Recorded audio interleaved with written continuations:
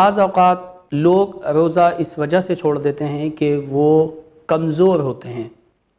یا یہ کہ انہیں روزہ رکھنے میں مشکل ہوتی ہے۔ اسی طرح سے بعض اوقات ایسا ہوتا ہے کہ والدین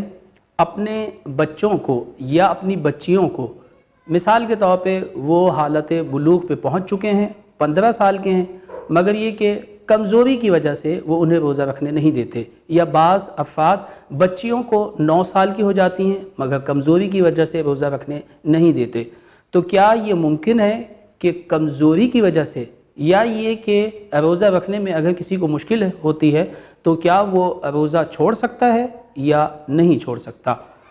تو اس سلسلے میں ہم یہ کہیں گے کہ کمزوری کی وجہ سے یا اگر کسی بھی شخص کو روزہ رکھنے میں کوئی مشکل ہو تو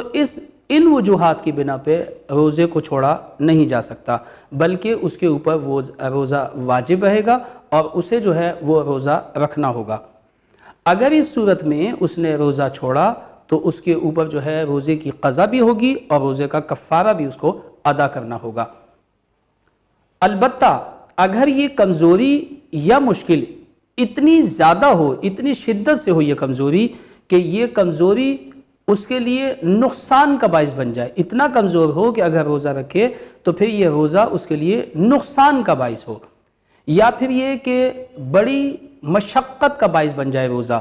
تو اگر نقصان کا باعث بنے یا یہ کہ بڑی مشقت کا باعث بن جائے روزہ رکھنا، تو ایسی صورت میں پھر بچیوں کو یا بچے ہوں یا کوئی بھی شخص ہو جس کو یہ مشکل ہو تو وہ ایسی صورت میں جو ہے وہ روزہ چھوڑ سکتا ہے اور اس کے پھر اوپر روزہ رکھنا واجب نہیں ہے۔ لیکن والدین کو چاہیے ایسی صورت میں کہ جب بچے کمزور ہوں یا مثال کے طور پہ بچوں کو مشکل ہوتی ہو تو پھر ان کی ذمہ داری یہ بنتی ہے اور ان کے لیے ہدایت یہ ہے کہ وہ بچوں کو اچھی طرح سے سحری کرائیں اور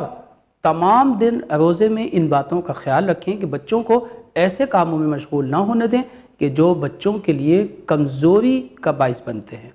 لہٰذا یہ کہ ان باتوں کے اوپر عمل کیا جائے تاکہ ہم سب جو ہے وہ شریعت کے اوپر صحیح طور پہ عمل کر سکیں۔